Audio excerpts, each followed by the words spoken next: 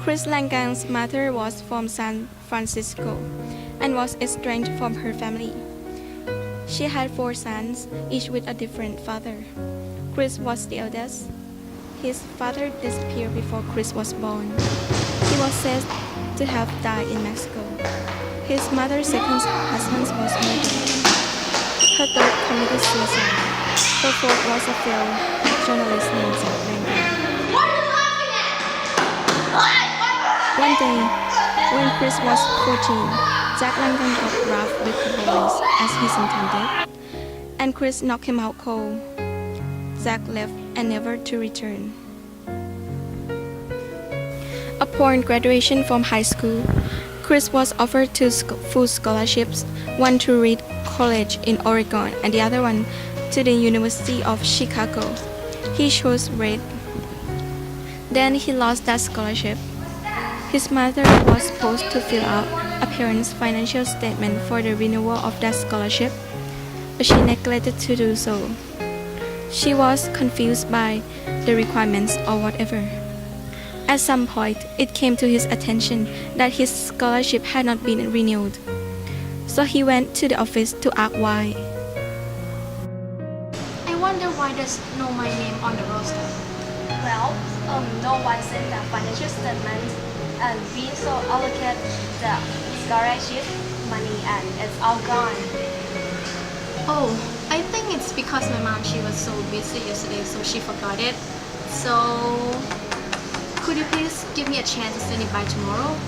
I'm afraid that you don't have a scholarship here anymore and now you're supposed to find a new university. What? Chris left Reed before the final set of exams, leaving him with a row of F on his transcript. In the first semester, he had earned A's. He went back to Boston and worked in a construction as a forest services firefighter for a year and a half. Then he enrolled at Montana State University.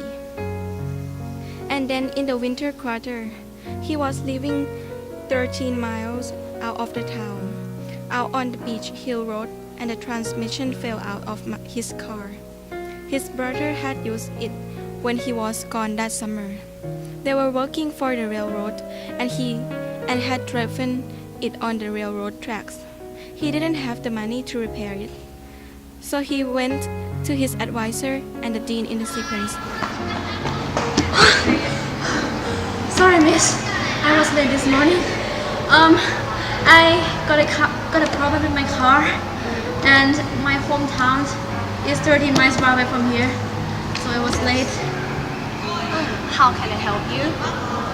Well, I wish to change my schedule from morning to afternoon, like as I told you that hometown is very far away. So can you please change the schedule for me?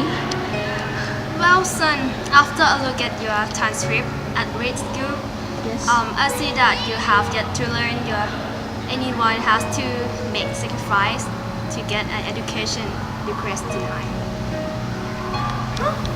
And that was the point he decided he could do without higher education system. Even if he couldn't do it without it, it was sufficiently repugnant to him that he wouldn't do it anymore. So he dropped out of the college, simply as that. Chris Langan's experiences at Reed and Montana State represented a turning point in his life. As a child, he had dreamed of becoming an academic. He should have gotten a PhD.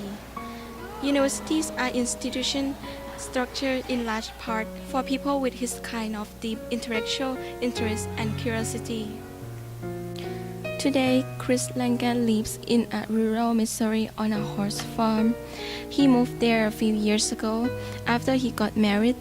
He is in his 50s but looks many years younger. He has the build of a linebacker, thick through the chest with enormous biceps. His hair is combed straight back from his forehead. He has a neat graying mustache, and if you look into his eyes, you'll see the intelligence burning behind them. Langan seemed content. He had farm animals to take care of, and books to read, and a wife he loved. It was a much better life than being a bouncer.